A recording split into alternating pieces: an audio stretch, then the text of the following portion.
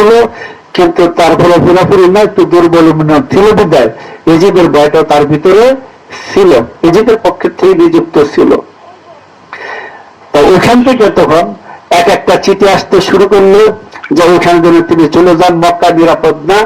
এখান থেকে তখন 12,000, সর্বমোট 12,000 চিঠি আসছিল।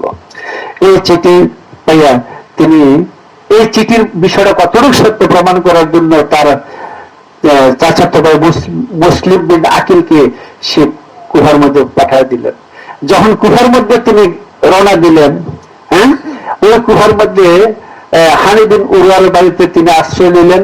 এই হানির বাড়িতে যখন আশ্রয় নিলেন, এক রাত্রেই 4,000 লোক তার কাছে বাদ গ্রহণ করলো হুসাইনের আনুগত্যে। এর মধ্যে 3 দিনের ভিতরে তিনি 12,000 লোক তার বাদ পাইলেন। তিনি খুশি হইয়া চিঠি লিখলো যে আপনার কুফার লোক আপনার অনুকূলে, আপনি এখানে আসতে পারেন, আপনার নিরাপদ আছে। কিন্তু এমনি অবস্থায় নোমান বিন বশির এই সংবাদ পেলে যে হানির বাড়িতে মুসলিম বিন আকিল আছে, ঠিক আছে, সে হুসাইনের দূত। তো মনে মনে একটু খুশি হইল, তার একটা ভয় ছিল এজিদের। তখন এই সংবাদ নোমান বিন বশির যখন তার সভাসদের মধ্যে আলোচনা করতেছিলেন, ওইখানে এজিদের একজন লোক ছিল, এজিদ ভক্ত লোক ছিল।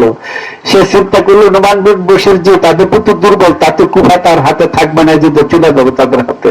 আর হোসেনের হাতে যে কুফা চলে যায়, দেশ আর এজিদ আর ক্ষমতা দখল করতে পারবে না। এই বললে তাড়াতাড়ি এজিদের কাছে সংবাদ পাঠালো যে এই অবস্থা কুফার, নোমান বিন বশির তো তাদের প্রতি দুর্বল। তখন বসরার গভর্নর ওবায়দুল ইবনে জিয়াদকে এই চিঠি লিখল এজিদ। সে তার ভাইকে এই জায়গার মধ্যে রেখে, কুফার মধ্যে স্বয়ং ওবায়দুল ইবনে জিয়াদ আছে। সে ছিল আবু সুফিয়ানের মুয়াবিয়ার জারজ ভাই। কথা বলছো, জারজ সন্তান ছিল সে। এখন ওই ক্ষমতা যখন এখানে দিয়ে দিলেন, তখন রাত্রে কি করলেন, এই ওবায়দুল ইবনে জিয়াদ হুসাইনের বই পরা, হুসাইনের পোশাক পরা, কালো পোশাক পরা, মুখ ডাইকিয়া, তারপরে হাতের মধ্যে এখানে তীর নিয়া, খোলা তলোয়ার নিয়া, একটা লাঠি, হুসাইন নিয়ে একটা লাঠি রাখতেন, এই লাঠি নিয়ে তিনি কুফার শহরে ঢুকতে যাইতেছেন। প্রধান গেট যখন ঢুকতে যাইতেছেন, সন্ধ্যা হয়ে গেছে, একদিন অবস্থা তার চেহারা যেতেছে না। কুফার লোকেরা মনে করলো হুসাইন এসে পড়ছে, তারা হুসাইনের নামে স্লোগান দেওয়া শুরু করছে। তখন ওবায়দুল ইবনে জিয়াদের মনে আরো প্রতিহিংসার আগুন জ্বলে উঠলো।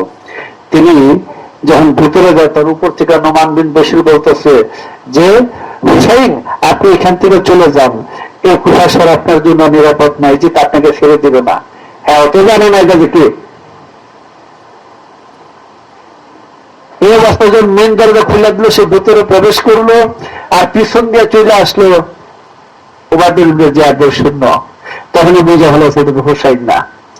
তখন কাপড় খুলে বললো নোমান বিন বশিরকে যে তুমি দরজা খুললো। দরজা খুলে ঘরের ভিতরে ঢুকলো, নোমান বিন বশিরের পদত্যাগ করলো, তিনি ক্ষমতা দখল করলো। এই অবস্থায় ওখানে ঘোষণা দিল হানি বিন উরওয়াকে দূরে আনতে হবে। আমি সংক্ষেপে গুলি বলতেছে, অনেক বড় কিসা। তাকে দূরে আনতে হবে। তার বাড়িতে মুসলিম বিন আকিল তার বাড়ির মধ্যে আশ্রয় নিয়েছে।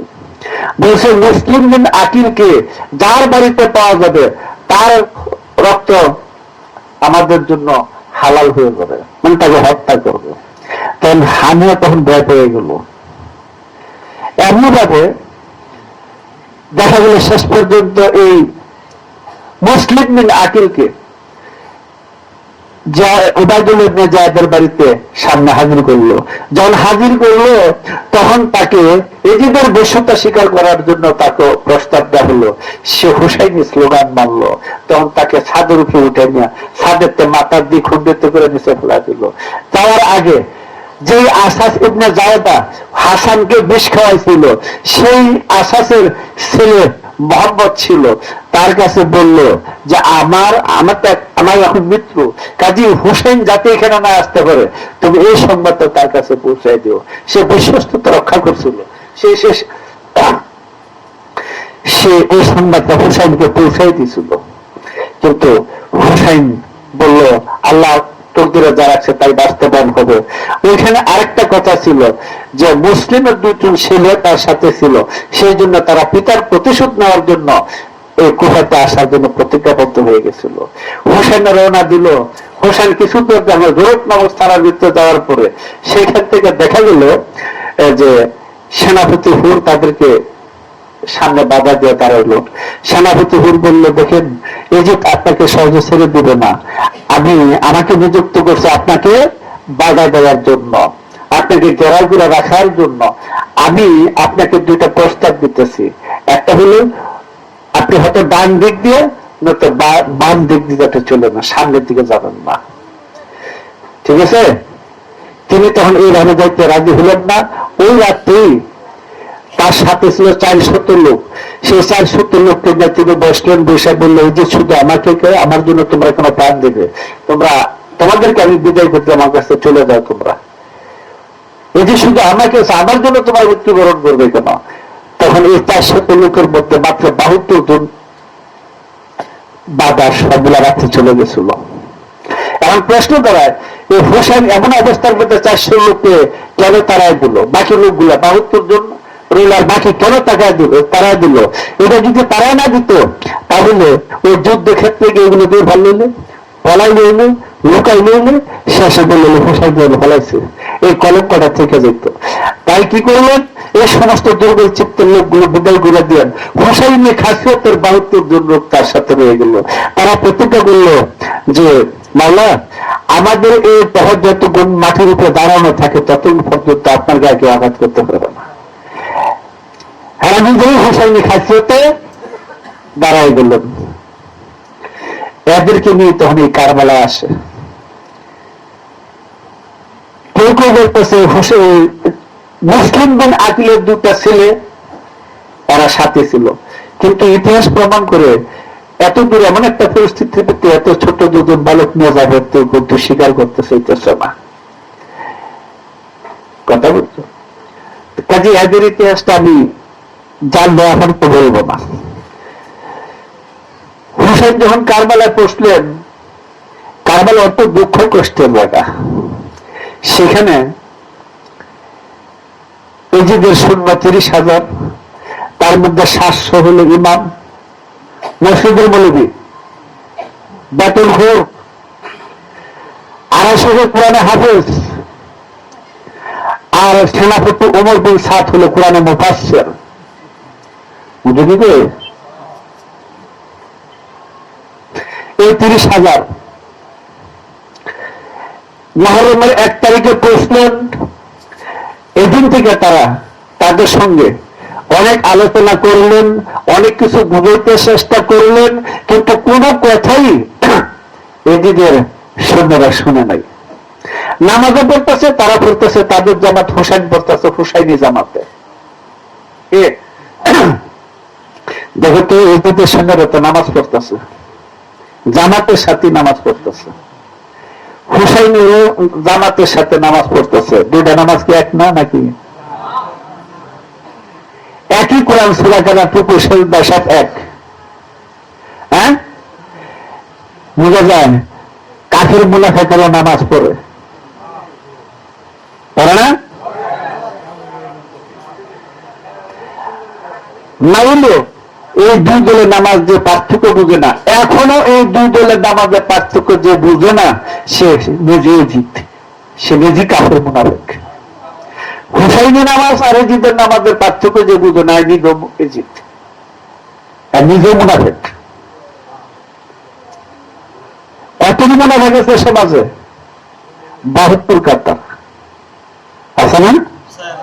72 কাতার মুনাফিক সমাজে মুসলমানদের মধ্যে এখনো। এই অবস্থায় 9ম দিন যুদ্ধের প্রস্তুতি না, যুদ্ধ করতে হল। একে একে সবাই শুরু করলে তৃতীয় জানুই। আব্বাস আল-আকবর ছিল নবী বংশের মধ্যে সবচেয়ে বড় দেহধারী এবং শক্তিশালী একজন ব্যক্তি। ইমাম হোসেনের সৎ ভাই, আমবাগ শহরের হানিফার ছেলে। তিনি এত শক্তিশালী এবং লাশ বড় ছিল যে আরবের শক্তিশালী গোড়া ছাড়া তাকে পিটে নিতে পারত না। তিনি যুদ্ধে রওনা দিলেন। হযরত শকিনা এসে বলল, চাচা আপনি যুদ্ধে যান, তাতে আমার কোনো দুঃখ নাই, আমার জিহ্বাটা ভিতরে নিতে পারতেছি না, গলা শুকিয়ে গেছে, পানি নাই, আমাকে একটু পানি এনে দেন। তখন এই ঘোড়া চালাই দিল, ফোরাতপুর মুক্ত করলো। ইজিপ্ট কাফেরের সৈন্য মুক্ত করে ফোরাতপুরে তো মশক ধরে পানি নিয়ে, এক হাতে মশক ধরে আরেক হাতে তলোয়ার নিয়ে তিনি আসতেছিল। ইজিপ্টের সৈন্যরা চিন্তা করলো, হুসাইন তাবুতে যদি এই পানি যায় তাহলে আমাদের রক্ষা থাকবে না। তারা চতুর্দিকে তীর নিক্ষেপ করতে শুরু করলো। তিনি অনেকটা কাইল হয়ে গেলেন। এক কাফের এইসব ডাইন হাতের মধ্যে এমন এক তলোয়ার হুকুম দিছে, ডাইন হাতই ঘুরে গেছে। এমনি অবস্থায় বাম হাতের জিঞ্জিরা মশকটা মুখের মধ্যে নিয়ে রওনা দিল। ওই হাতকেও কেটে ফেলা হলো। অসংখ্য তীর তার পৃষ্ঠের মধ্যে। তিনি মাটিতে ঘুরে গেলেন, হামাগুড়ি দেওয়া শুরু করলেন, এই পানির মশক টানে তাদের ভিতরে নেওয়া যায়। এমনি অবস্থায় এক ইজিপ্টের সৈন্য তিন নিক্ষেপ করে এই চামড়া তুলে ছিদ্র করে দিছে। ছিদ্র করে দেওয়ার পরে তার চোখের সামনে সমস্ত পানিগুলি কারবালা মাটিতে মিশে গেল। সাথে সাথে দেখে হোসেন দৌড়ে আসলো, আইসা ওখানে বসে তার এই কোলের মধ্যে সানি আব্বাস আল-আকবরকে বসাইলো, শোয়া রাখলো। তার হাত নাই, চোখের মধ্যে বালু ভরা। হোসেন বলতেছে যে ভাই, তুমি তো জন্মের পর থেকে আমাকে শুধু আঁকা প্রভু বলে ডেকেছো, এই বিদায় লোকটা একবার শুধু বাইবেলে ডাক দাও। তখন বললো, ভাই আমি যখন পৃথিবীতে আসি তখন আমার চোখ বন্ধ ছিল, যখন আমাকে তোমার খুলে দেওয়া হয়েছিল সেদিন আমি প্রথম চোখ খুলি এবং তোমার মুখের লালা ছিল আমার প্রথম খাদ্য। বললো, ভাই আজকে এই বিদায় লোক না, আমি তোমাকে এক নজর দেখা যেতে চাই। তার চোখের বালু সরাই দিল, চোখ খুল্লা চাইল। হুসাইনের দিকে তাকাইয়া, হুসাইনের দিকে তালাইয়া কলমা পাঠ করতে করতে তিনি সেখানে ইন্তেকাল করলেন। 10ম দিন আরম্ভ হলো। এত অনেক কিসা, ওনার ছোট ছেলে তীর বিনছে, তীর গলায় তীর বিনছে, মারা গেছে, অনেক কিসা এখানে আছে।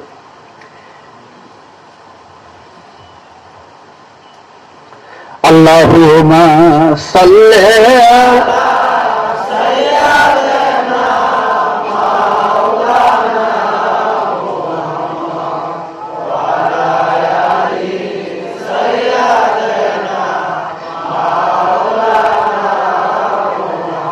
আলহামদুলিল্লাহ। এবার 10ম দিনে হযরত হুসাইন নবী বংশের যারা ছিল তার সঙ্গী সাথী সবাই শহীদ হয়ে গেল।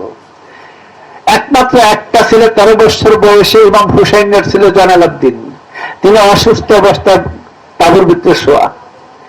এমনি অবস্থায় হযরত আলীর তলোয়ার জুলফিকার, রাসূলের জুব্বা, রাসূলের মাথার পাগড়ি, হযরত আলীর দুলদুল গোরাদুল জুলফিকার তলোয়ার এটি পড়লেন, যেন দেখতে সাক্ষাৎ নবী এসে পড়ছে। তিনি তার বোন জনগের কাছে গেলেন, সবার কাছে বিদায় নিলেন, নিজের স্ত্রীর কাছে বিদায় নিলেন, সবার কাছে বিদায় নিয়ে তিনি ঘর থেকে বের হইতেছেন। তখন তার বোন জনগকে ইসরাত করলো, বোন সকিনা প্রতি রাত্রে আমার বুকে ঘুমায়, সকিনা প্রতি রাত্রি আমার সাথে আমার বুকে ঘুমায়, আজকে রাত্রে কিন্তু সকিনা আমাকে খুঁজবে, কিন্তু আজ থেকে সে আর আমার বুকে কখনো ঘুমাইতে পারবে না। আজকের থেকে এই দায়িত্ব আমি তোমার দিয়ে গেলাম, তুমি তাকে বুকে রেখে ঘুম পাড়াইব। তখন সবাই কান্নাকাটি করতেছে, সখিনা ঘোড়ার পায়ে ধরে কাঁদতেছে, জয়নব ঘোড়ার ধরে কাঁদতেছে। হোসেন যখন ঘোড়াতে উঠতে যায়, শরীরে ক্লান্ত বোধ করলেন, উঠতে পারতেছে না। তখন জয়নব তাকে ধরে উঠাই দিলেন। ওইটা বলল, আজকাল এই নববংশের মধ্যে একটা ছেলে সন্তান জীবিত নাই যে আমাকে ঘোড়াতে ওঠার জন্য সাহায্য করবে। হঠাৎ মনে করলো তার মার একটা দাসী ছিল, তার কাছে বিদায় নেওয়া হয় নাই। আবার ঘোড়ার থেকে নামে দৌড়ে তাবুতে গেল, গিয়া দেখে তার মার যে দাসীটা ছিল সে দরজা দ্বারা অজর নয়নে কাঁদতেছে। তার কাছে তোকে সালাম দিয়ে বিদায় নিয়ে আবারও ঘোড়াতে উঠলো। এই ঘোড়ায় করে যে কারবালার মাঠে হাজির হলো, ওইখানে আবার ঘোরাতে দেখ না, তিনি ঘোড়ার ভিতর থেকে এই 30,000 সৈন্যের সামনে দাঁড়াইয়া তিনি একটা ভাষণ দিলেন, খুতবা দিলেন, বক্তৃতা দিলেন। এই বক্তৃতাটা অনেক দীর্ঘ, অনেক লম্বা, প্রায় 1 ঘন্টার মতো এটা। এই বক্তৃতা দেওয়ার পরে তিনি বলছিলেন, হালমেন নাফসিন ইয়ান শুরুনা, তোমাদের মধ্যে কি একজনও নাই আজকে আমাদেরকে সাহায্য করার জন্য? কেউ সাড়া দেয় না, কেউ জবাব দেয় না। আলাম তাসমাউ, তোমরা কি শুনতে পাও না? সাড়া দেয় না। আলাইসা ফি মুসলিমান, তোমাদের মধ্যে কি একজনও মুসলমান নাই? তাহলে হুসাইনের শেষ কথাটা দিয়ে কি বুঝাই দিলেন? এমনি মুহূর্তে সেনাপতি হুর, ওই যে প্রথম তাকে আটকাইছিল, সেনাপতি হুর তার ভাই এবং গোলাম সহ 30 জন লোক বাড়ি আসলো। আইসা হুসাইনের পদপ্রান্তে তাদের তোলার লেখা বলল, মাওলা, এই আমাদের তোলার আপনার চরণে উৎসর্গ করা হলো, আমরা ওই দলে থাকবো না। আমি অনেক চিন্তা করে দেখছি জান্নাত নিব না জাহান্নাম নিব, আজকে আমি সিদ্ধান্ত করছি জান্নাত নিব। তখন হুসাইন এই 30 জন ফিরে আসার কারণে তিনি খুশি হলেন, বললেন তোমার নাম কি? আমার নাম হুর। তোমার নাম মা, তোমার যথার্থ নামটাই রাখছে, কারণ হুর মানিল মুক্ত, স্বাধীন, তিনি জান্নাতি মানুষ। এই ঘোষণা দিয়ে দিল। তাহলে হুসাইনের এই কথাটা দ্বারা বুঝে গেল, এই যে নামাজ শুধু হজ জাকাত তাফসীর করে মসজিদের ইমাম এবং কোরআন হাফেজ, এরা একজনও মুসলমান না। রাসূল তার আহলে বায়তের প্রতি যার বিশ্বাস নাই, সে কাটটা কাফের।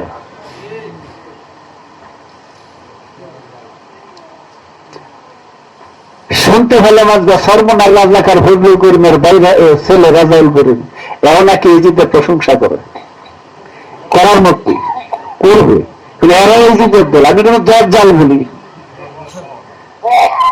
এখানে আমি দশ জাল বলি, আমি মুখে তো বলি না, বইয়ের মধ্যে লিখে দিচ্ছি। পুরান বেহুশের চৈতন্য, আগের বেহুশের চৈতন্য দান কারো কাছে দেখলেন 522 পৃষ্ঠার মতো 10 জাল।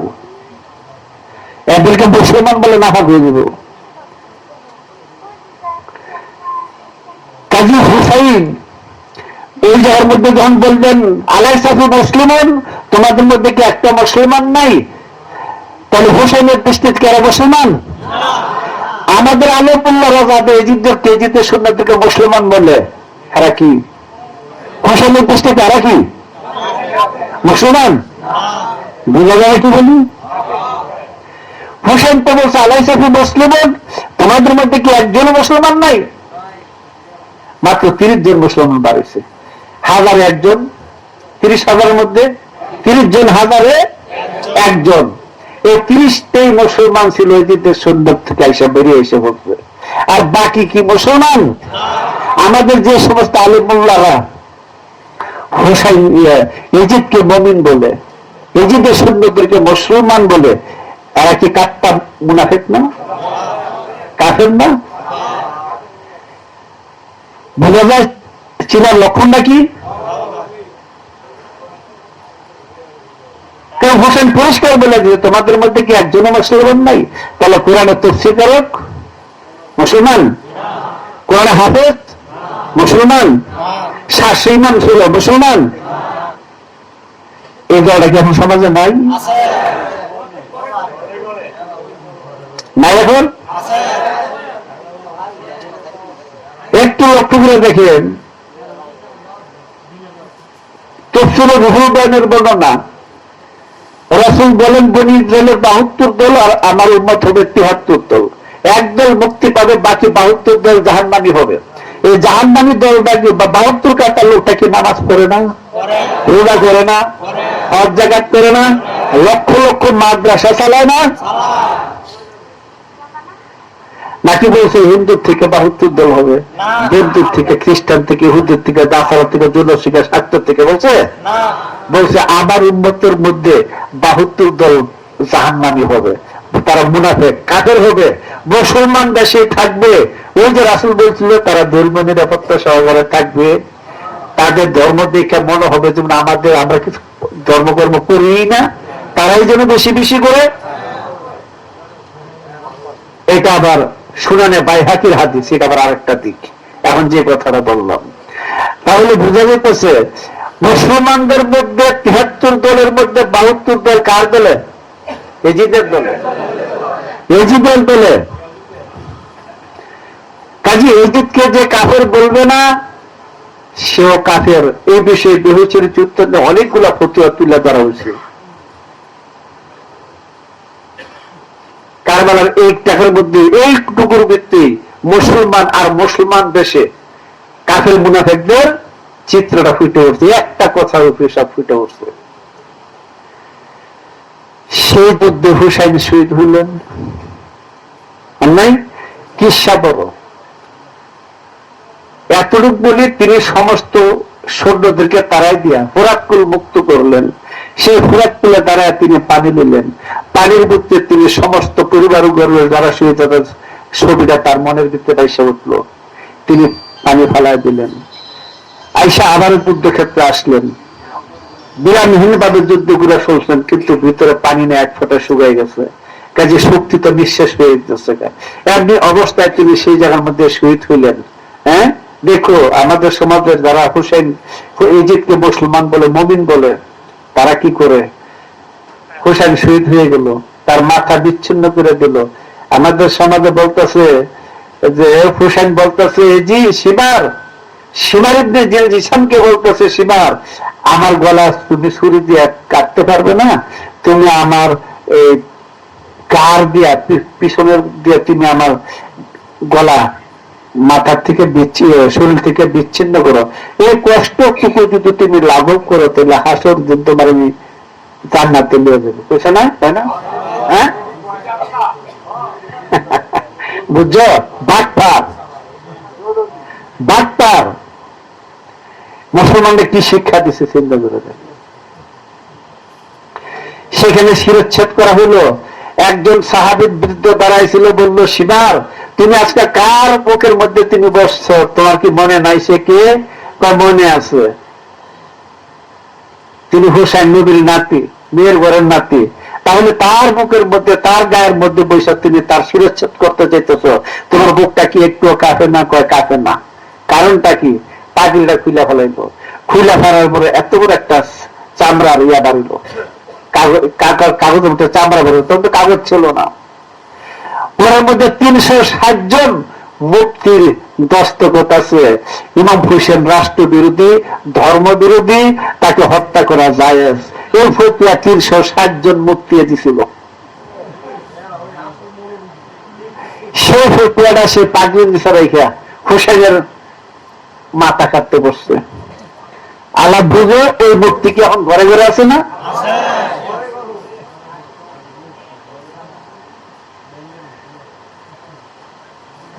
অধিজ্ঞ সেনাপতি উমর বিন সাদ সীমার ইবনে জিলজিসামকে বলতেছে তুমি তাড়াতাড়ি মাথা কাটতে অন্য দেখো, আবার এই মাথার জন্য যেন আমরা আসরের নামাজ কাজা না হয়,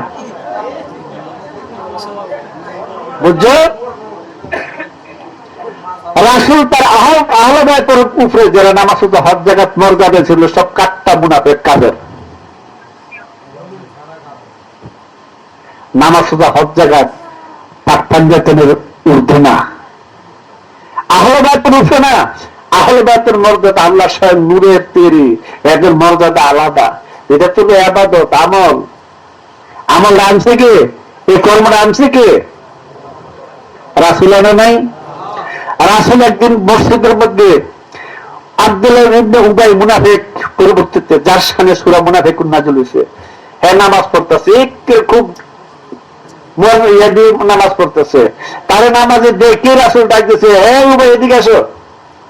নামাজে দেখে ডাক দিছে, হ্যাঁ নামাজ পড়তে আছে, রাসূল কিন্তু ডাক দেওয়া বসে পড়ছে। হ্যাঁ যুদ্ধ করার পড়ছে, ফিরে গিয়ে লাব্বাইক ইয়া রাসূলুল্লাহ, কও ভাই আমি তোমার ডাকছি শুনছো? শুনছি, আমি নামাজ পড়তেছিলাম। বুঝছো? ও ভাই এই নামাজ কে আনছে? আপনি আনছেন। কে শিক্ষা দিছে? আপনি শিক্ষা দিচ্ছেন। আমি আনছি, আমি শিক্ষা দিছি, এটার প্রতি তুমি এত গুরুত্ব দিছো, আর স্বয়ং আমি তোমাকে ডাক দিচ্ছি আসার জন্য, তুমি নামাজে দাঁড়ায় রয়েছো। কোরআন পড়ো না? তা প্রতিদিন পড়ি, পড়ো নাই? আল্লাহ আল্লাহ রাসূলের ডাকে সারা দাও, দাও ফরজ, হাজার বার পড়ছে। ও ভাই তুমি যে কাজটা করছো এটা হলো তোমার আমল নাকি নামাজটা? আর আমার ডাকে সারা দেওয়া হলো তোমার ইমান। তোমার ইমানই যদি ঠিক না থাকে কিসের আমল থাকবে? ও ভাই আমার এক এক করা তোমার বড় নামাজ। তাফসীরে দুরুল মানসুর বোঝা যায় কি যে নবী তার আহলে বাইতের রূপে সৃষ্টির যে কোন জিনিসের যদি মর্যাদা উপরে দেয় তাহলে এক আটটা মুনাফিক। কি সুন্দর নির্দেশ, হুসেনের মাথাটা তাড়াতাড়ি কেটে গেল, সেই জন্য যেন আবার আমাদের আসর নামাজটা কাজা না হয়। ওই আসর নামাজের কিন্তু উৎপত্তিকারক হলো হযরতে ফাতেমা। আসর নামাজের মূল কিন্তু হযরত ফাতেমা। ফাতেমার নামাজের মধ্যে দাঁড়াইয়া ফাতেমার সন্তান হুসাইনকে তাড়াতাড়ি শহীদ করার, গলা কাটার জন্য নির্দেশ দিতেছে। চিন্তা করো, যে হুসাইনকে শহীদ করা হইতেছে, গলার কর্তন করা হইতেছে, সেই হুসাইনের নামাজটা কিন্তু ফজর। বুঝো কি অবস্থা? যে হাসানকে বিষ খাওয়া শহীদ করলো তার নামাজটা কিন্তু জোহর। যে আলীকে ফজর নামাজের সময় তলোয়ার কূপ দিয়ে হত্যা করা হইলো, শহীদ করা হইলো, তার নামাজটা কিন্তু মাগরিব। নবীর নিজের নামাজ পেশা। দেখছো নামাজ হত্যা করে নামাজ পড়তে গেছে মুনাফিকরা, নামাজ হত্যা করে নামাজ পড়তে যায় মুনাফিকরা। ভারতের দেওবন্ধ মাদ্রাসার বড় মুরব্বী বান্দর খারিজি আব্দুর রশিদ গাঙ্গুহি, যার ছাত্র ছিল ইসাক ফজলুল করিমের বাপ, সেই মৌলভী রশিদ আহমদ গাঙ্গুহি তার ফতোয়া রশিদের মধ্যে লিখছেন ইজিদ মুমিন ছিল। বুঝছেন? ইজিদ মুমিন ছিল। আর রাসূল বলেন দুইজন মুমিনের মধ্যে কখনো দ্বন্দ্ব হবে না।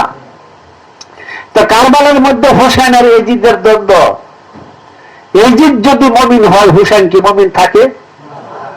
বুঝুন বলি, ইজিদ যদি মুমিন হয়ে যায়, হোসেন কি মুমিন থাকে? রাসূল তো বলছে দুইজন মুমিনের মধ্যে কখনো দ্বন্দ্ব বিভেদ যুদ্ধ হবে না। তাহলে কি সুন্দর কৌশলে হোসেনকে কাফের ফতোয়া দিল না? বোঝা যায় কথাটা? এরাই আবার তরিকা চালায়, লজ্জা শরম কিচ্ছু নাই এগুলি মাথার মধ্যে। লজ্জা শরম বলতে কিছু নাই। চিন্তা করো, তাড়াতাড়ি হোসেনের মাথা কাটতে হলে তাই বলে যেন আমাদের আসল নামাজটা কাজা না হয়। কি সুন্দর নামাজের তাগাদা এই এজিদের দলেরা এখন আছে। যাই করো, যেই ঢেই করো, নামাজ পড়ো, চুরি করো, দাড়ি করো, যাই করো, নামাজ পড়ো। যাই করে নামাজ পড়া যায় না, যে বলে কাটটা মুনাফিক। যাই করো কথার মধ্যে কি এক কথা? ভালো মন্দ সব আছে, আছে না? কত বড় ধোকাপূর্ণ কথা। এজিদের সেনাপতির কথা এখনো সমাজে চলছে, চলছে না? ওখান থেকে একটা কথা বলি, যদি বাবা বা মা নামাজে দাঁড়াইছে, ডাক দিল, রহিম শুনে যা, নামাজ ছেড়ে যাও, যেতে হবে। কাজ সেরে আবার নামাজটা আদায় করো। আর যদি নবুয়ত নবী রাসূল বেলাতে হইলে মুর্শিদ কোন ভক্তকে ডাকবে নামাজ হতে অবস্থায়, সে ওই হুকুম তামিল করে আসবে, তার আর ফিরে নামাজ পড়তে হবে না, ফিরে আর ওই নামাজ আদায় করতে হবে না, ওই নামাজ কাজা হবে না। রাসূলের এখানে শুয়ে রয়েছে, আলীর এখানে শুয়ে রয়েছে রাসূল। সূর্য ডুবু ডুবু অবস্থা, চিন্তা করলে আসন নামাজ যায়।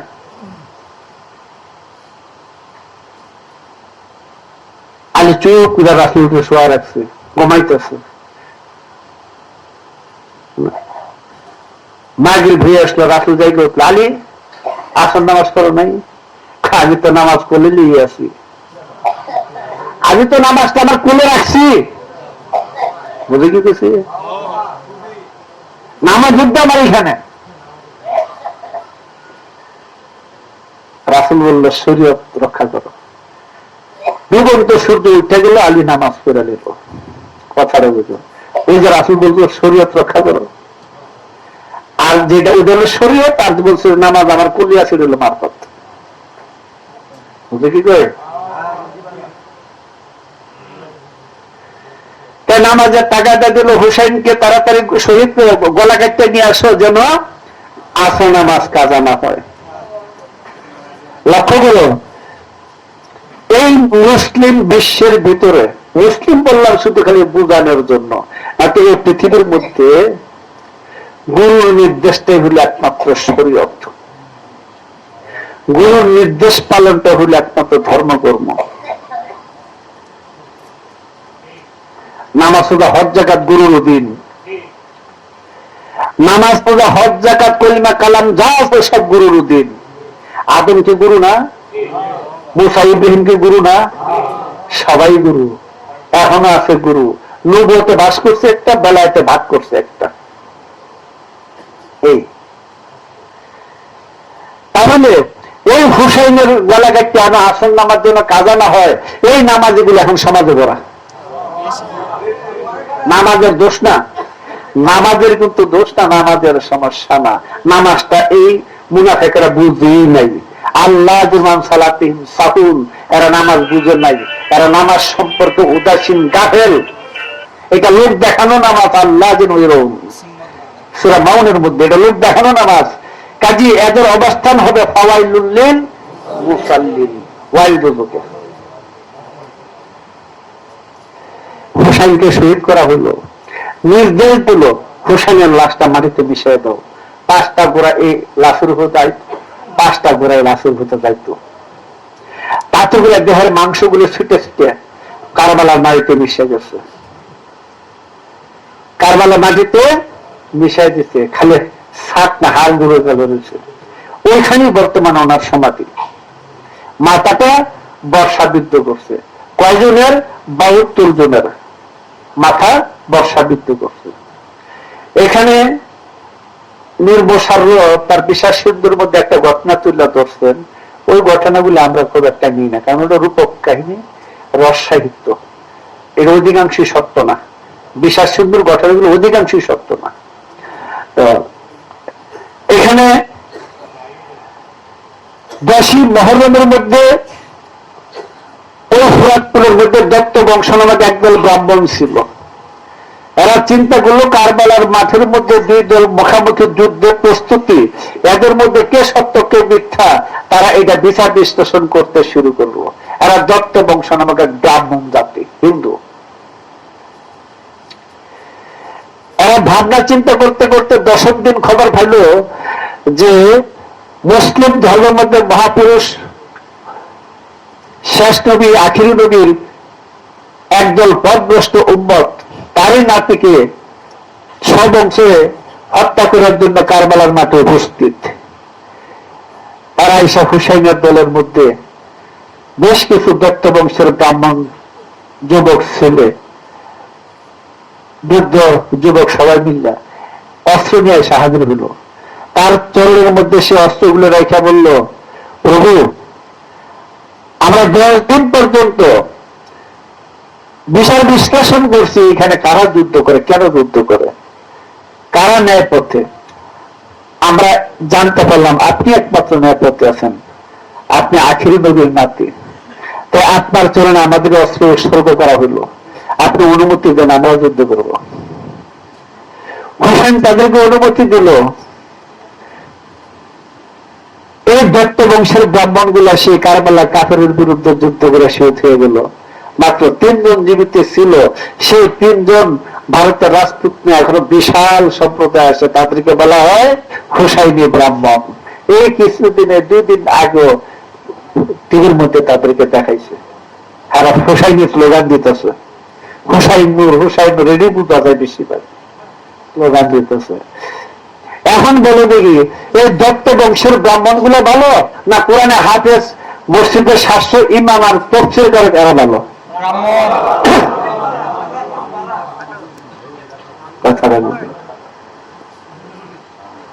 এই দত্ত বংশের ব্রাহ্মণ এই সমস্ত আলেম বললাম মুক্তি থেকে লক্ষ লক্ষ কোটি গুণ, এরা মুক্তি পাবে না, এরা মুক্তি পাবে, এরা মুক্তি পাবে না, ওরা মুক্তি পাবে।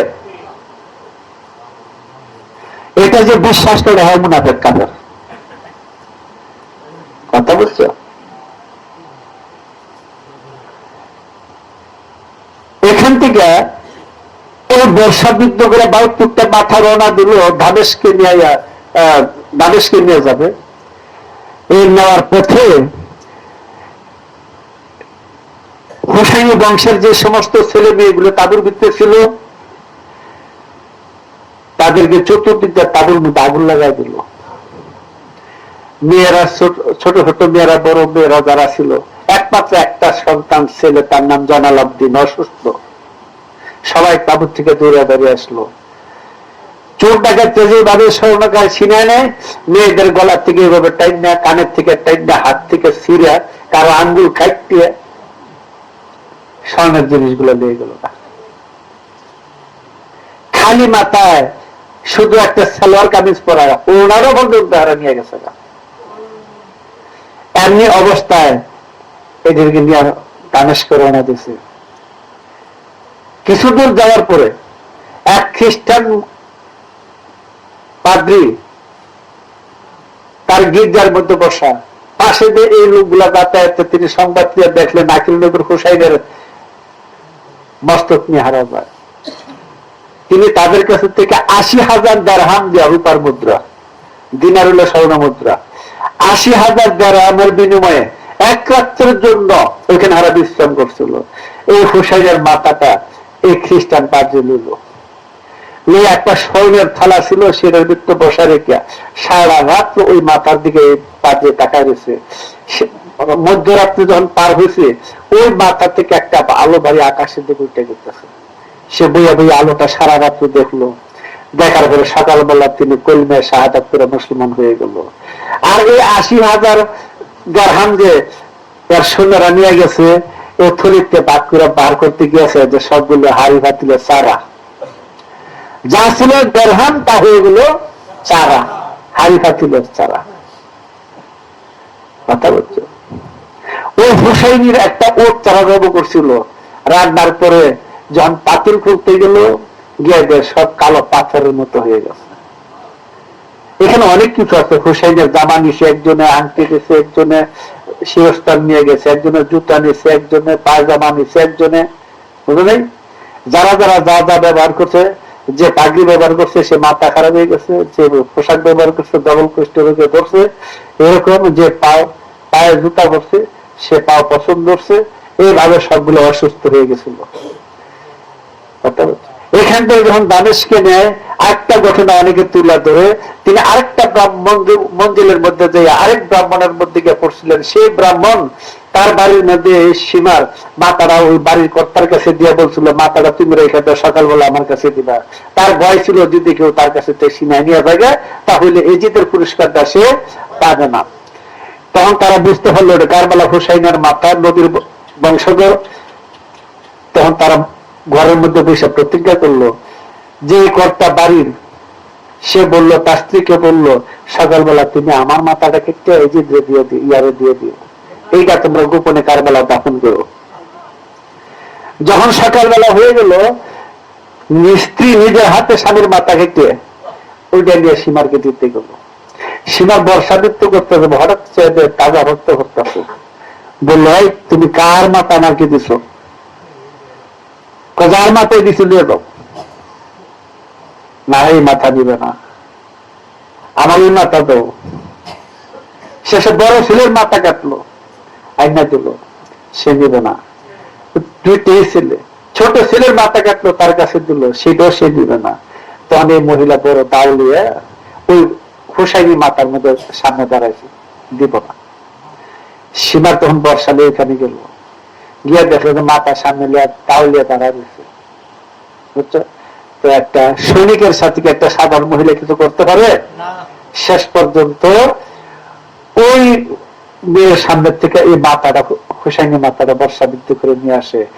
ওই মহিলা তাকে আক্রমণ করতে গেছিল, সাথে সাথে সে একটা খুব ছিল, মাথা বিখণ্ডিত হয়ে গেল। এই ঘটনাটা আছে। যেহেতু দত্ত বংশের ব্রাহ্মণ গুলো হুসাইনের পক্ষে যুদ্ধ করছে, আর এরা ব্রাহ্মণ বংশের লোক ছিল বিদায়, কথাটা সত্য, ওইখানে এটা ছিল। সেই দামেশকে নেওয়ার পরে হুসাইনের মস্তিষ্কে দাঁতের মধ্যে এজিদ লাঠি দিয়ে বাইরেত, আর বলতো যে উমার বংশের প্রতি তোমরা যে অবিচার করছো, উমার বংশের লোকেরা যদি আজকে জীবিত থাকতো তাহলে দেখতে হইতো হাসিমি বংশের প্রতি আমি কি প্রতিশোধ দিছি। এই কথা থেকে মুসলমান মনে হয়? ঠিক ইয়াজিদের দাদা সুফিয়ানের কথা বলছিল, যখন ওসমান খেলাফত লাভ করে তখন বলছিল, সাবধান, এই খেলাফত তোমরা এমন ভাবে একে অন্যের কাছে হস্তান্তর করবে যেন একটা শিশু আরেকটা শিশুর সাথে বল দেওয়া নেওয়া করে, এইভাবে তোমরা এই খেলাফতকে হস্তান্তর করবে। দেখো ভুলে যেন হাসিম বংশের প্রতি আর না যায়। নবুয়ত তবুয়ত কিছু না, মোহাম্মদ একটা রাজ্য দখলের জন্য মাত্র একটা বাহানা করছে। আবু সুফিয়ানকে মুসলমান বলা যায়? তার ক্ষেত্রে মুআবিয়া তো নবীর গোষ্ঠী শেষ করলো। এখনো অনেকে বলে মুআবিয়া রাদিয়াল্লাহু তাআলা আনহু, মুআবিয়াকে যদি সাহাবী না বলে তাহলে নাকি সে কি হয়ে যাবে। মুআবিয়াকে যদি উম্মতের মুমিনদের মামা স্বীকার না করে তাহলে নাকি কি হয়ে যাবে। তা আর অন্যান্য স্ত্রী যা ছিল, আগে কোনো বাইটাই ছিল না। নবী যে আর অন্যান্য স্ত্রী ছিল, আগে কোনো ভাই ছিল না, আসিল। ইতিহাসের মধ্যে ওদের বাইকে মামা বলে সম্বোধন করার কোন ইয়া দেয় না। মুমিনের মামা বললে এত হাত ডাল ডোল বাজাতেছে কেন? তার মধ্যে কি রহস্য আছে? ফটকানি আছে? রাসূল বলছেন, উমাইয়া গোত্রের কাউকে যদি আমার মন্দিরে দেখো তাহলে কতল করবে। মুআবিয়াকে যদি আমার মন্দিরে দেখো তাহলে তাকে কতল করবে। উমাইয়া বংশের মুআবিয়ার গোষ্ঠীর লোকেরা লেখা ছুঁয়ে গেছে। ইবনে কাসির আল বাদায়া ওয়ান নিহায়া কিতাবের মধ্যে আছে। সেখান থেকে অনেক কিসা হুসাইন ওই জায়গার মধ্যে তার মাথা আক্রমণ করলো, হুসাইন আর এই কথাগুলো বলতেছিল। সেখান থেকে শেষ পর্যন্ত তাদেরকে মদিনায় পাঠিয়ে দেওয়া হইল।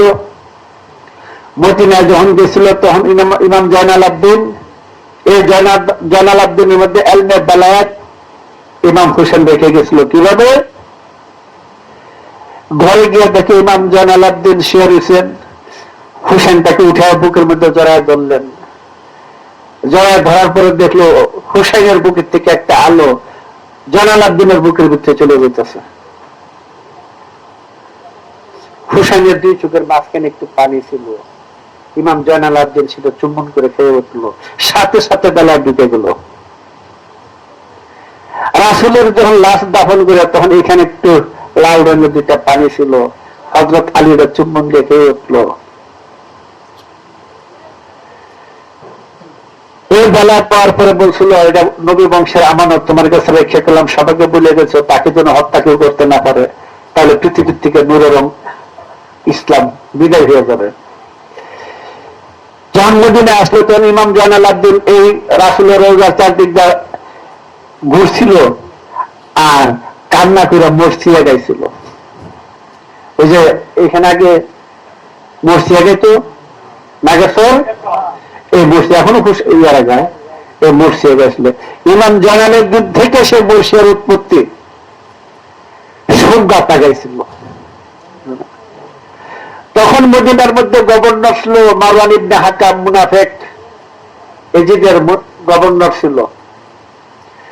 সেখানে কান্না করে করে করে ইমাম জয়নাল আব্দিন কারবালার বিস্তারিত ঘটনাগুলো রাসূলের রওজার মধ্যে প্রকাশ করছিল। সে থেকে মরসিয়ার উৎপত্তি হইল। ওইখানে ছিল মারওয়ান ইবনে হাকাম মুনাফিক ছিল। সে গোপনে চিন্তা করলো জয়নাল আব্দিন কি করছিল, তিনি এই কারবালার দৃশ্য দেখিয়া এই মদিনা লোক সংসদ থেকে দূরে দেওয়ার জন্য 3 দিনের দূরত্ব রাস্তার মধ্যে লেবু নামক পাহাড় বেষ্টিত এলাকার ভিতরে হযরত আলীর জাগিরকৃত স্থানের ভিতরে এই ইমাম জয়নাল আব্দিন চলে গেছিল। ওইখানে নির্জন পাহাড়ের এক গুহার ভিতরে তিনি ধ্যান সাধনা করতেন, ইবাদত বন্দেগী করতেন। এই সংবাদ পেয়ে মুসলমানরা সবাই মদিনার ওইখানে তারা চলে যেত। তাতে এজিদের দরবারে খবর পাঠালো যে ইমাম জয়নাল আব্দিনের কাছে হাজার হাজার লোক আসা যাওয়া করতেছে, তার কাছে থেকে ধর্মকথা শিখত, ধর্ম শিক্ষা গ্রহণ করতেন। এটা শোনার পরে তাকে হত্যা করার জন্য গুপ্তচর নিযুক্ত করলো। এক লোক মদিনা ঘোষণা দিল যে তাকে পুরস্কৃত করা হবে।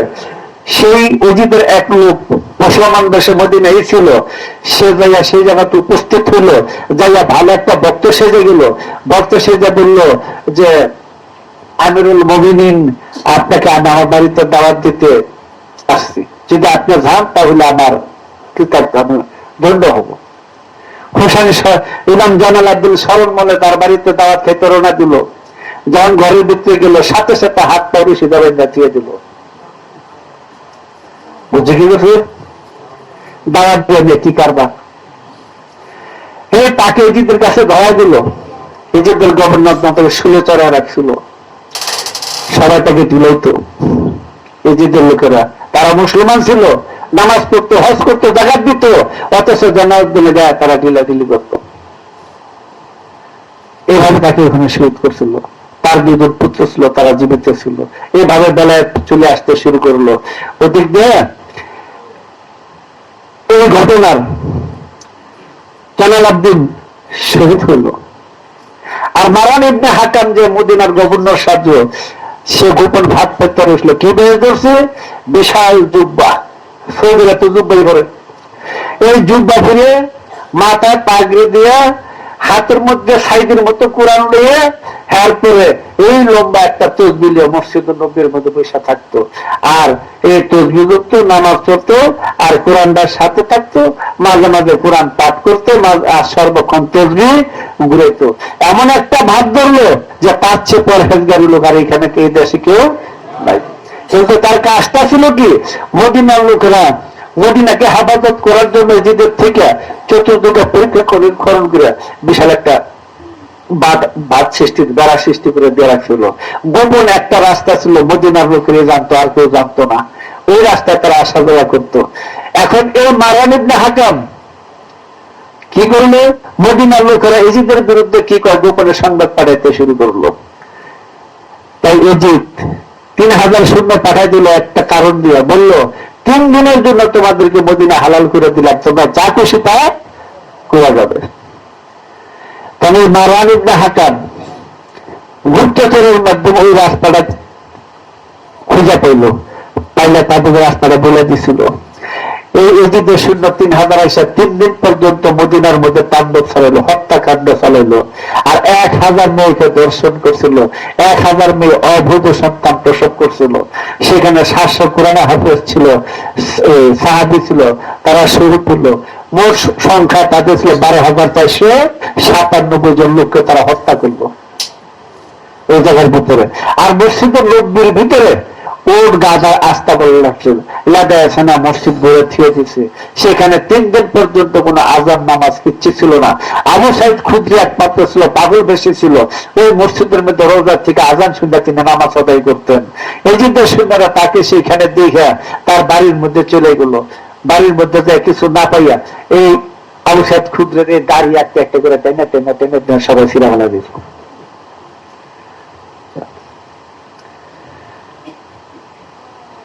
কারবালার এই পর্যন্ত আসলো। এই মারওয়ান ইবনে হাকাম থেকে তসবিহ ঘুরে না, বড় বড় তসবিহ, এই মারওয়ান ইবনে হাকাম মুনাফিকের থেকে উৎপত্তি।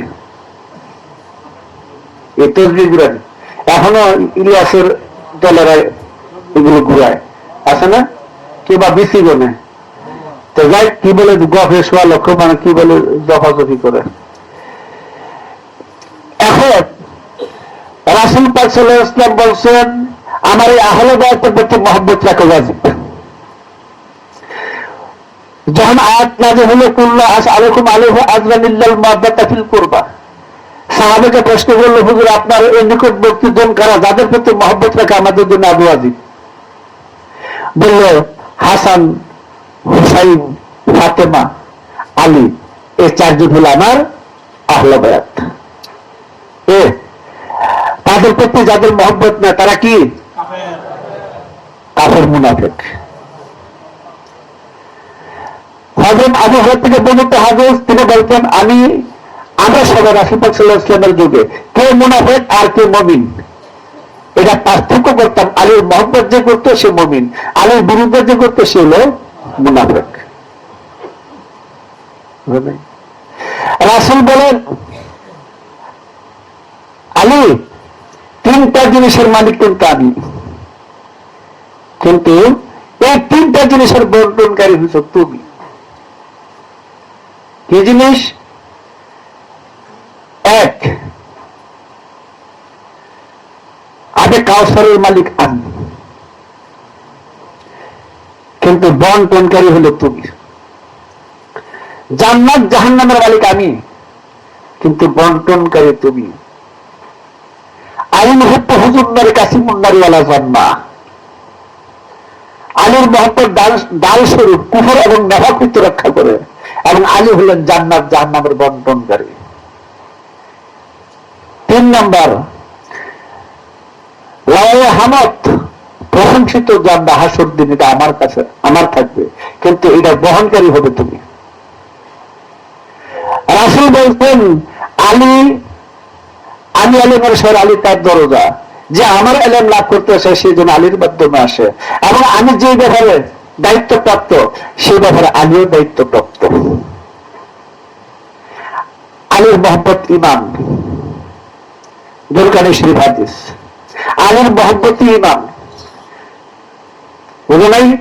আনা ওয়া আলী নূরুন মিন ওয়াহিদ, আমি এবং আলী এক নূরের 2 খণ্ড। কারণ আনা কাশামসু আলী আল কামার, আমি সূর্য, আলী হলো চন্দ্র। আর শামসু আল কামার বিহুজবান, সূরা রহমানের মধ্যে আছে আর শামসু আল কামার বিহুজবান, সূর্যটি এবং চন্দ্রটি হিসাবের সহিত চলমান। আলী এবং নবী 2 জন। সাইয়েদা সাবা আহলাল জান্নাত হাসান ও হুসাইন, হাসান হুসাইন জান্নাতের যুবকদের সর্দার, নেতা।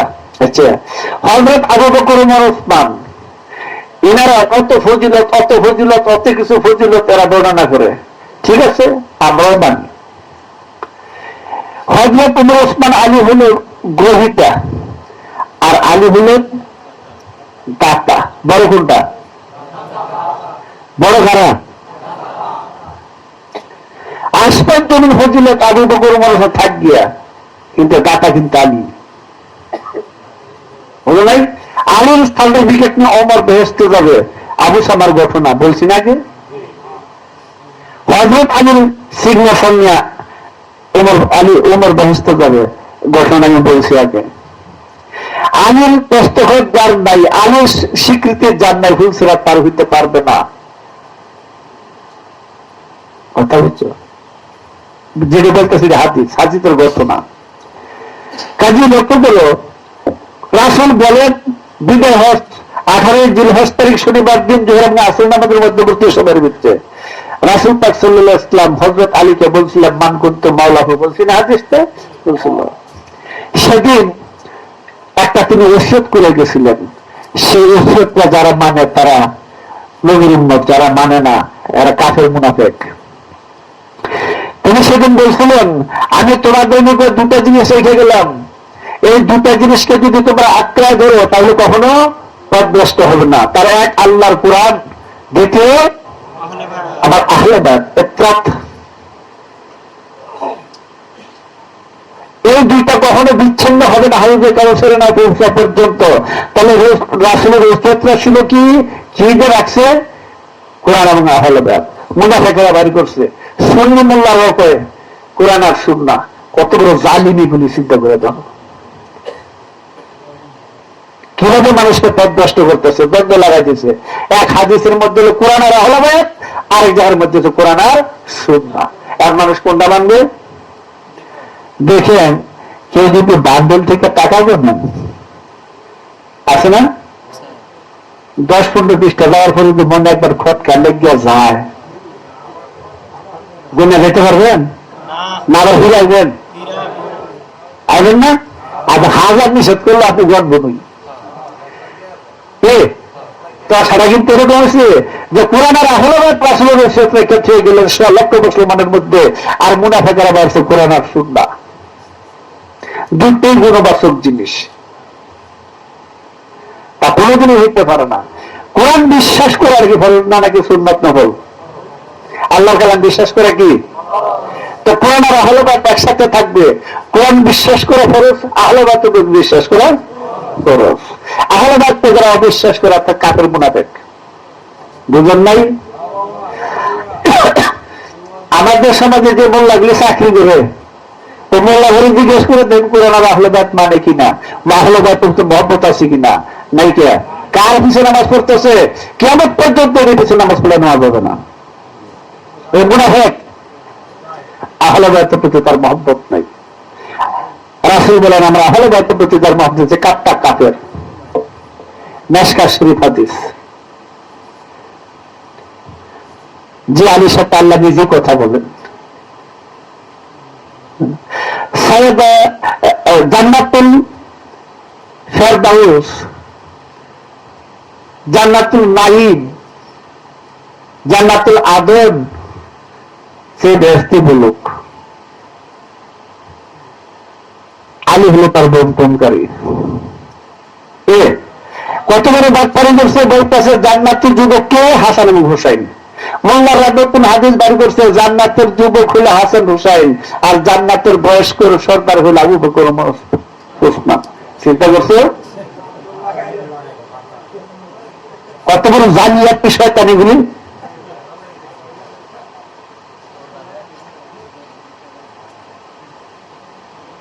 আবু বকর নাকি জান্নাতের জাহান্নামের নেতা হইব। যেহেতু ওরা যুবক, কাজে একটা পদ রয়ে গেছে না বয়স্ক। হ্যাঁ, কেমন মুনাফিকের মুনাফিক চিন্তা করে দেখেন। এইভাবে হাদিস গুলো উড়েছে। কোরআনের আয়াতে মুবাহালা করা, যেটা আজ পর্যন্ত আমাদের দেশে মোল্লারা হয় না। কোরআনের আয়াত, আয়াতে মুবাহালা, বাহাস করার আয়াত, তর্ক বাহাস করার আয়াত। নজরুলের খ্রিস্টান পাদ্রীরা আসছিল, রাসূলের সাথে বাহাস করবে, ইসলাম বাতিল, ইসলাম কোন ধর্ম না, খ্রিস্টানের পক্ষে ধর্ম আর সব বাদ। 7 জন লোক আসছিল বাহাস করতে, এদের মঞ্চ তৈরি করা হয়েছে। কাফেররা মঞ্চ তৈরি করলো, রাসূলের মঞ্চ তৈরি করলো সালমান ফার্সি। এই পাশে হুসাইন, এই পাশে হাসান, সামনে ফাতেমা, পিছনে আলী। রাসূল মঞ্চে রওনা দিলেন। যখন মঞ্চে দিয়ে ঢুকলো, নজরানের পারদিশর ফ্লাবিল রাসূলের দিকে দৃষ্টি দিয়ে দেখে 5টা আলো 5 জনেতে বের হয়ে আসতেছে।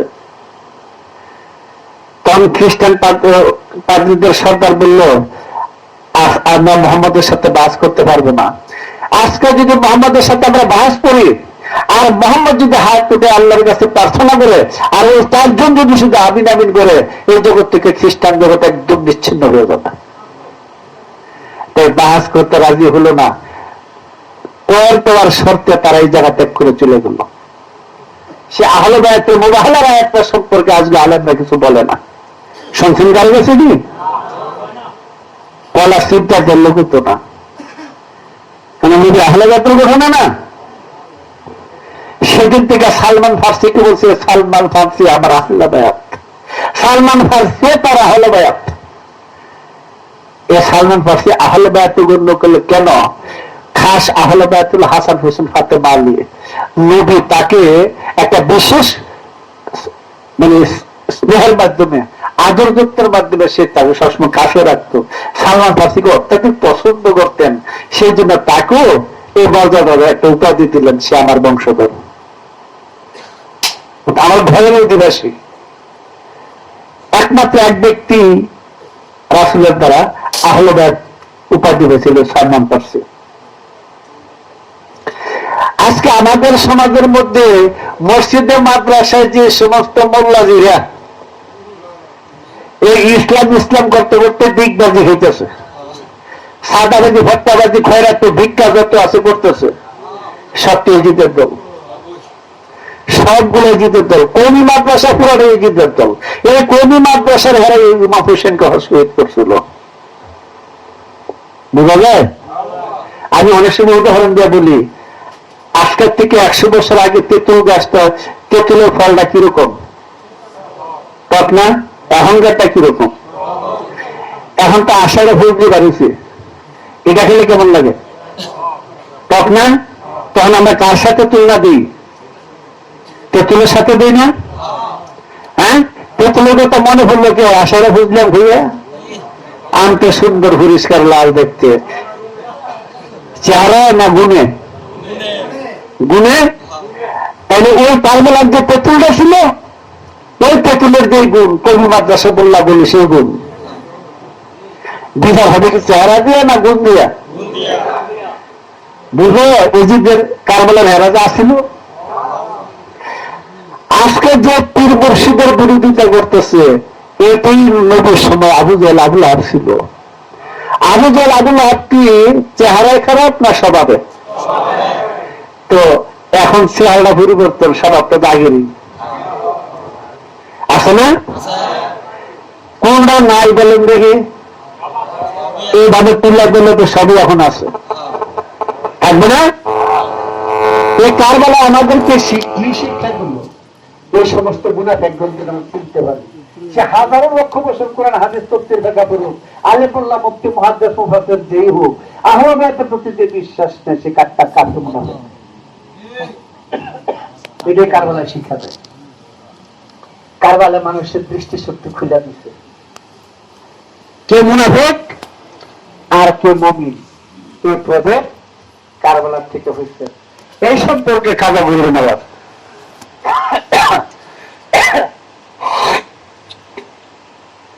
তার দেওয়ানে মঈনুদ্দিন বলছেন, শাহ আস্তে হুসাইন, বাদশাহ আস্তে হুসাইন, সরদাত ওয়ানাদা দস্তে দরে দস্তে ইয়াজুদ হক বড়া লা ইলাহা আস্তে হুসাইন।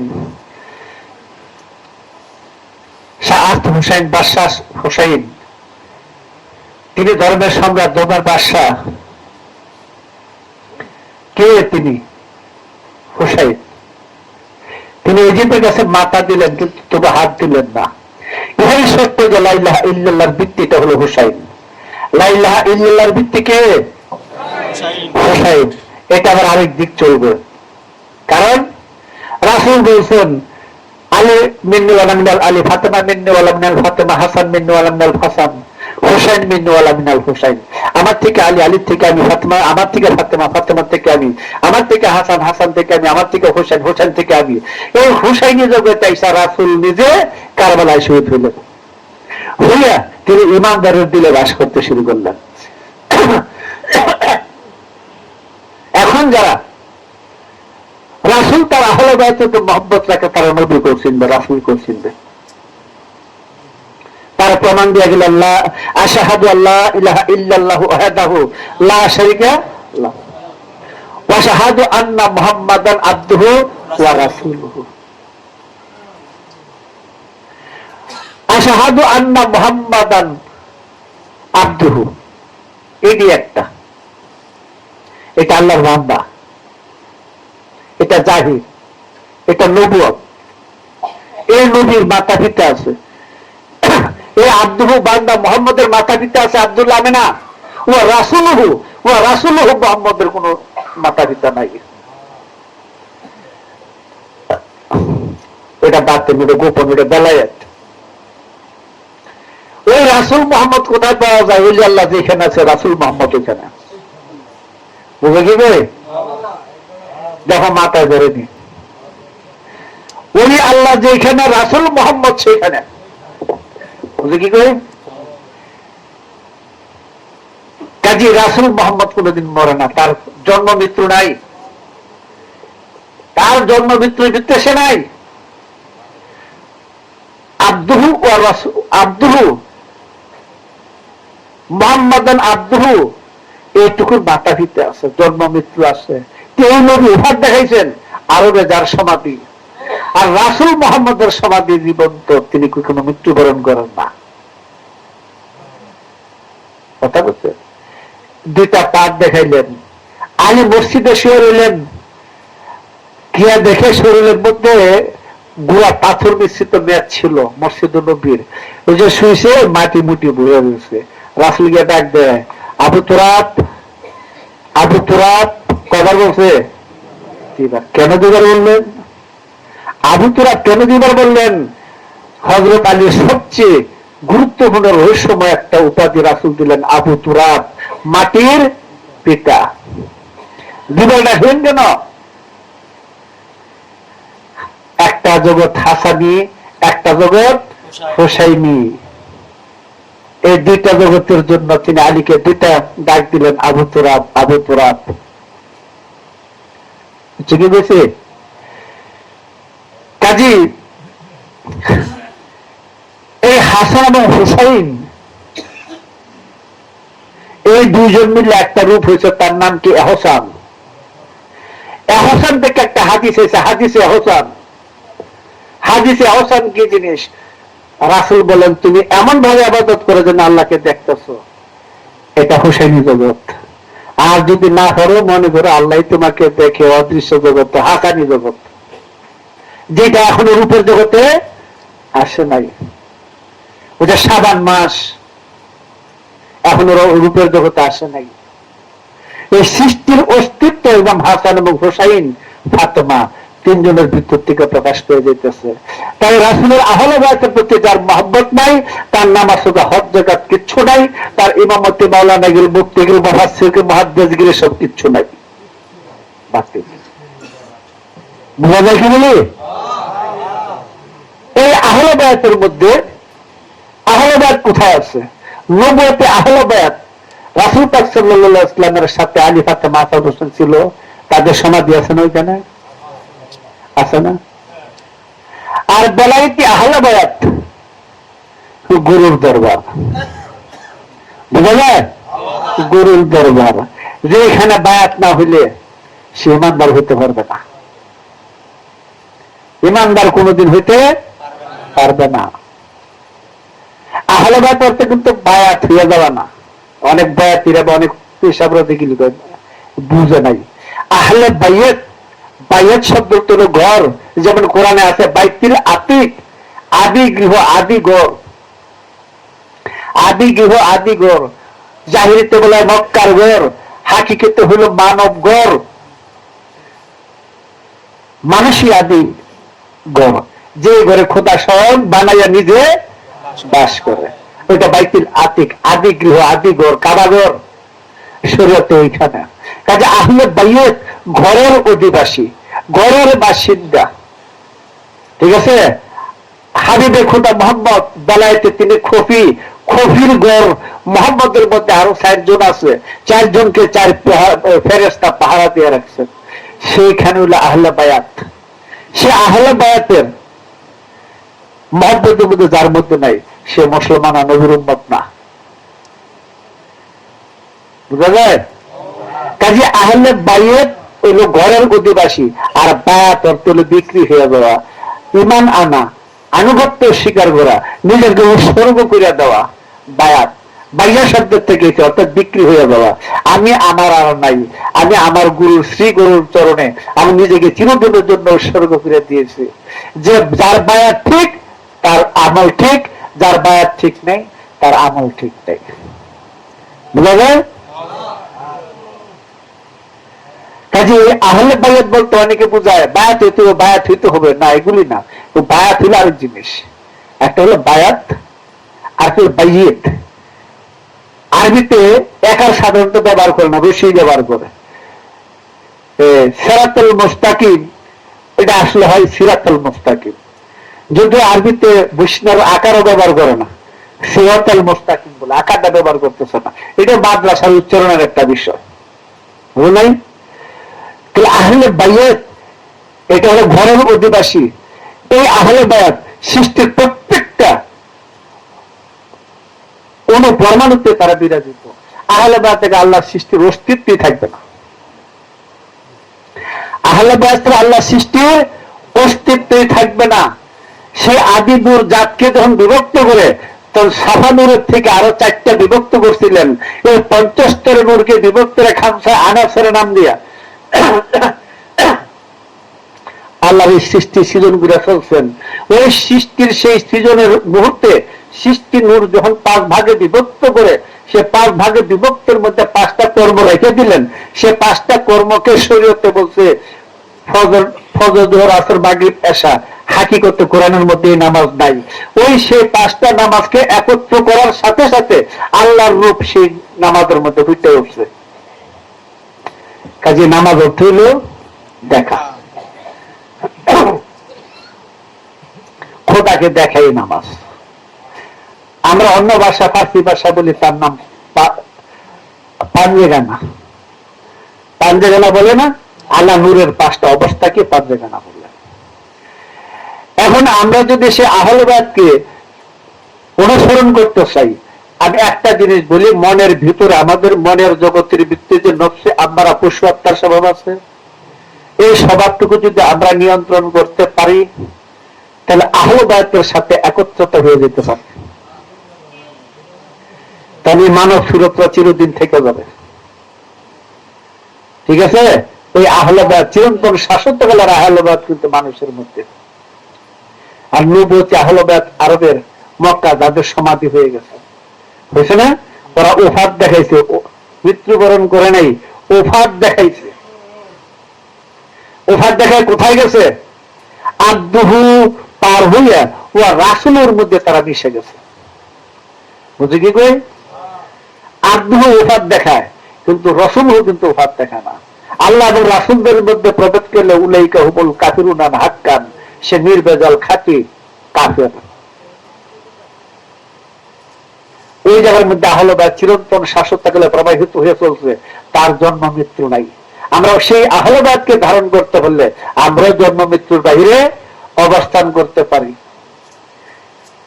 এই মানব দেহের মধ্যে কারবালা কোথায়? এই মানব দেহের মধ্যে হোসাইন কোথায়? এই মানব দেহের মধ্যে ইজিদ কোথায়? মানব মনটাই কারবালার ক্ষেত্র। সেখানে আমরা পশু আত্মাটা হলো ইয়াজিদ, আর হোসাইন হলো রুহে ইনসানের জগৎ। এটার দ্বন্দ্ব চিরকাল। ইসলাম জিন্দা হতে হচ্ছে কারবালাবাদ। ইসলাম জিন্দা হয় কারবালার পরেই। এই এজিদকে যদি ধ্বংস করা যায় তাহলে সে ব্যক্তি হোসাইনি খাসিয়ত লাভ করতে পারে, চিরদিনের জন্য বেঁচে গেল। বুঝা যায়? এই দিকটার ভিতরে কিছু বলার নাই। অনেক রাত্র হয়ে গেছে, 10টা হয়ে গেছে, 2 ঘন্টা আলোচনা চলছে। এখানে আজকে আজকে দেখো আমার আগায় দিতে পারছে না এই বিষয়ে।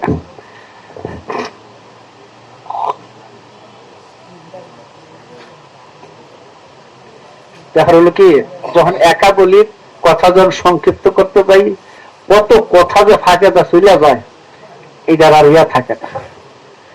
বুঝো নাই? আমার অনেক দিনের একটা ইচ্ছা ছিল, পারি না করতে, করি না। আসলে এই কারবালা নিয়ে আমি 5টা খন্ড আলোচনা করতে একবার চাইছিলাম, মানসিক ভাবে আসছিল আর কি। যে 5টা খণ্ড আলোচনা করব, এক একটা খণ্ড 1 ঘন্টা করে দেব, হ্যাঁ। কিন্তু আসলে মাঝে মাঝে মনে হয় যেটা করি এবং এটা আমি নিতে ফেরা দিই, এরকম একটা ভাব আসে মাঝে মাঝে। কারণ আমাদের সমাজে যেভাবে কারবালার ইতিহাসগুলি কথা তুলে ধরতেছে, দেখেন আগে শীত কালাইলে এদিক দিয়ে শিয়ালা ডাক দিলে ওই বড় বাড়ির অন্য শিয়ালা ডাক দেয়, ওই মাস্টার বাড়ির অন্য শিয়ালা ডাক দেয়, আছে না? হ্যাঁ, এখন ইজিদের শিয়ালের দল ঘরে ঘরে ডাকে, ইজিদের শিয়ালেরা ঘরে ঘরে ডাকে। কত বলবো, হাজার হাজার পৃষ্ঠা লেখা হলো, 30 বছর যাবৎ বলে দিতেছি। আমার গ্রামের মানুষ শুদ্ধ অনেকে 14 আনা ঘুমায় রয়েছে, গ্রামের মানুষ শুদ্ধ 14 আনা ঘুমায় রয়েছে। আমি মক্কায় বাস করি, তারাই তো সিস্টেম নাই দেখে না, তো মক্কার নবীর দশে দিত, বুঝো না কি কই? কই কয়জনে শুনলো? এত যে বলতেছি, এত লেখতেছি, কয়জনে শুনছে আমার দেশে? না, এরা আমার তো ভালো জিনিস দেয়। চুলার মধ্যে ডাইলের বড়া ভাজতেছে, হ্যাঁ আমার তো ভালো বুঝে গ্রামে, বুঝো নাই?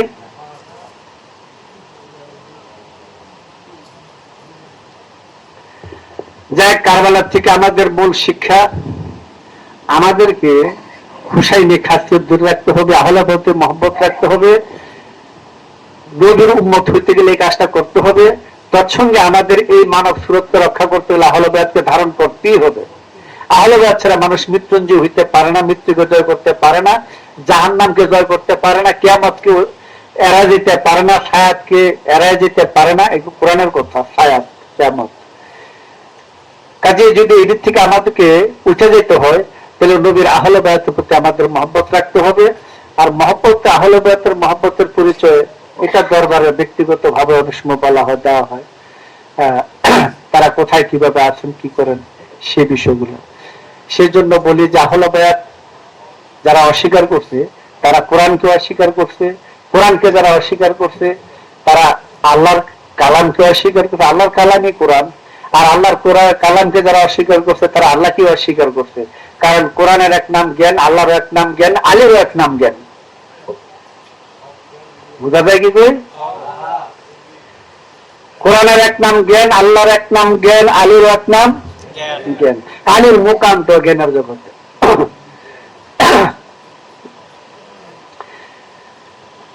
তাই যে সমস্ত মৌলবীরা আহলে বাইতের বিরুদ্ধে কথা বলে, হুসাইনের বিরুদ্ধে কথা বলে, ইজিদের পক্ষে কথা বলে, তাদের থেকে ঈমান রক্ষা করে আমাদের ফরজ।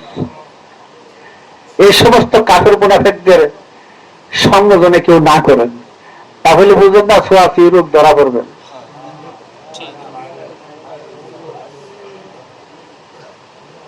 দেখ, আজকে এই পর্যন্তই।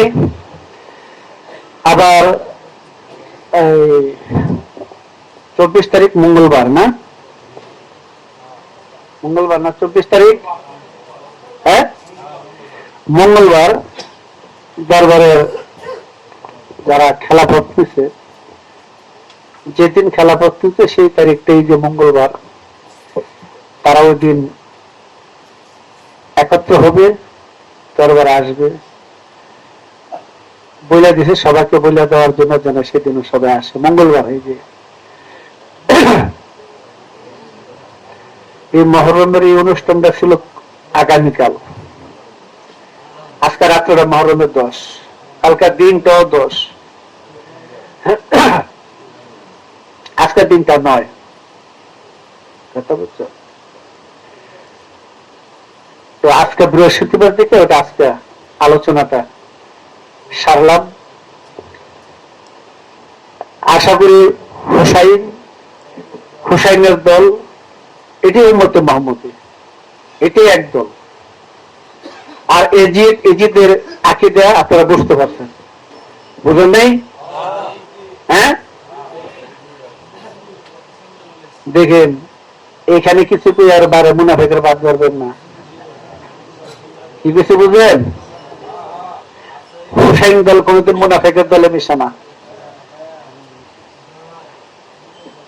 আমাদের দেশে 14 আনা মৌলবীর হলো এজিদের অনুসারী। হ্যাঁ, আর মসজিদে যতগুলি দেখা হয়েছে কাটটা মুনাফেক। এদের পিছনে নামাজ পড়া আর হিন্দু গোসাইর কাছে নামাজ পড়া লক্ষ গুণ ভালো। এটির চেয়ে ভালো। এই কথা কেউ মানতে পারে, নাও মানতে পারে। আরবি জানলে মুসলমান না, আরবি জানলে একটা কিছু না। আরবি একটা ভাষা, এটা 10 পয়সা দামও নাই। আমি বাঙালি, আমার বাংলা ভাষা আরবির থেকে লক্ষ কোটি গুণ উপরে। দেশপ্রেম ইমানের অঙ্গ। আমার এই দেশটা হলো মানব দেহ। যার ভাষা আরবি, যার ভাষাটা আরবি, এখানকার ভাষাটা বাংলায় গিয়ে উর্দু নাকি সুরানি। ওর সৌদি আরবের ভাষা না। কোরআন আরবি ভাষা না চলেছে, ওই সৌদি আরবের ভাষা আরবি না। মোল্লারা ভুল বুঝেছে এগুলি। প্রত্যেকটা কামেল ইনসানের ভাষা আরবি। সে বাঙালি হোক, ইংরেজ হোক, ফার্সি, উর্দু নাকি সুরানি, যে ভাষাভাষী হোক, প্রত্যেকটা কামেল ইনসানের ভাষা আরবি। প্রকাশ করে যার যার মাতৃভাষায়, মুখের ভাষা। বুঝলেন কি বলে? প্রকাশ করে যার যার মুখের ভাষায়। ও আরবি ভাষা বললে আরা বুঝে নাই কোন ভাষায় কোরআন নাযিল হয়েছে। আরা বুঝে সৌদি আরবের ভাষায়। সৌদি আরবের ভাষাতে তো রাসূলের মুখের ভাষা মিল আছে। মুখে আরবি হয়েছে না? কে? কিন্তু যে আরবি ভাষা কোরআন নাযিল হয়েছে, ওই আরবি ভাষা হলো নূর। ওই আরবি ভাষা হলো নূর। ওইটা খোদার কালাম।